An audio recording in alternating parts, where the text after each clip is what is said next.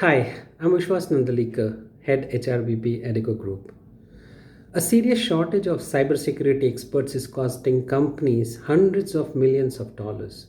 There is a huge demand for entry level cybersecurity professionals who are trained professionally to handle cybersecurity crises.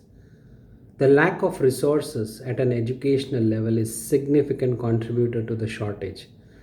While hands-on technical skills are the most sought after by employers, many institutions, universities lack trained teachers or course materials in cybersecurity, thus depriving students of the opportunity to pick up critical skills required by cybersecurity professionals today.